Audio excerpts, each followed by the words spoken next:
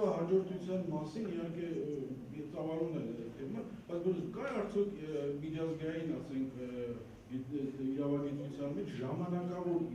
ժամանակավոր ասել տերմինը, որ ժամանակավոր դադարել է իրավահաջորդ լինելը, բայց հետո վերականգնել է։ Չէ, իրավահաջորդությունը ժամանակավոր չի լինում, պարզապես կա պետության ինչ-որ մի ժամանակահատվածի չգոյություն, հետո հանդիսանում, օրինակ, երբ որ Ավստրիան անշլուսի հետևանքով միացվեց Գերմանիային, Ավստրիան որպես պետություն դադարեց գոյություն ունենալուց։ Հետո Ավստրիան վերականգնվեց որպես պետություն եւ նա հանդիսացավ մինչեւ անշլուսը գոյություն ունեցող պետության իրավահաջորդը շարունակվեց։ Պարզապես ինչ-որ մի հատված դադարել էր ոնց որ գոյություն ունենալ։ Նույնը տեղի ունեցավ Բալթյան երկրների հետ Միացյալ Նահանգների համար։ Իսկ նրանց համար ովքեր որ չէին ճանաչել։ Դա լինում է։ Հիմա մեզ համար էլ նույն վիճակն է, պարզապես քանի որ մերը երկար է տևել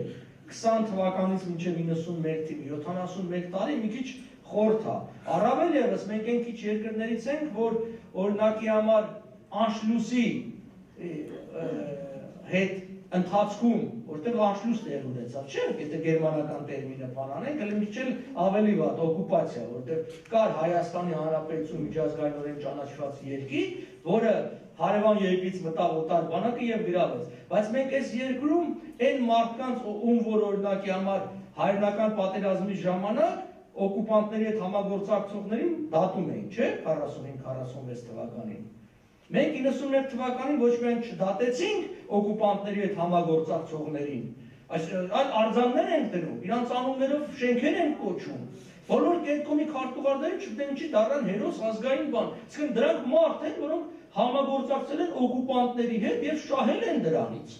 Եվ իրենք եւ անձնապես եւ ընտանիքներով եւ այլն։ Իսկ իրավունքի տեսանկյունից իրենք հանցակից են։ Դե լավ, ես չեմ կոչանում իրանց դատելու, հասկանում եք, ես հասկանում եմ վիճակը, բայց գոնե պետք է նրանց ամնիստիա հայտարարել, լռել եւ էջը փակել, բայց ոչ թե սարքել ազգային հերոսներ։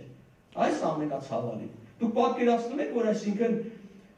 ասենք գեներալ գուբերնատորը Ավստրիայի կամ Մորավիայի կամ Չեխիայի, ասենք գերմանական, այսօր չեխերը հայտարարեն օրինակ ազգային հերոս, ասենք Մորավիայի գուբերնատորին գերմանացիների կողմից նշանակված։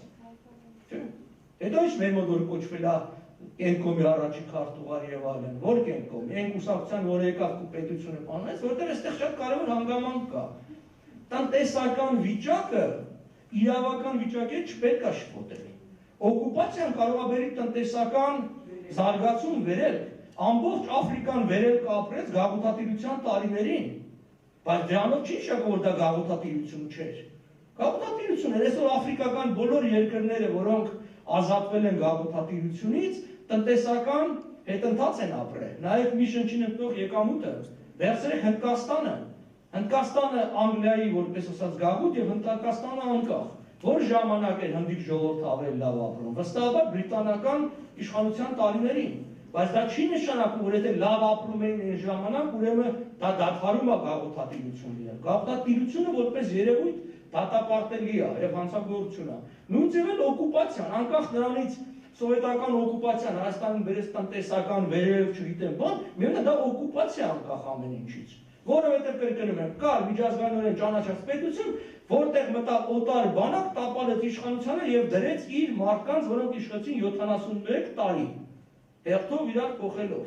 Բոլոր Կենկոմի առաջի քարտուղարները ներառյալ, բոլոր, առանց բացառության։ Երկրորդ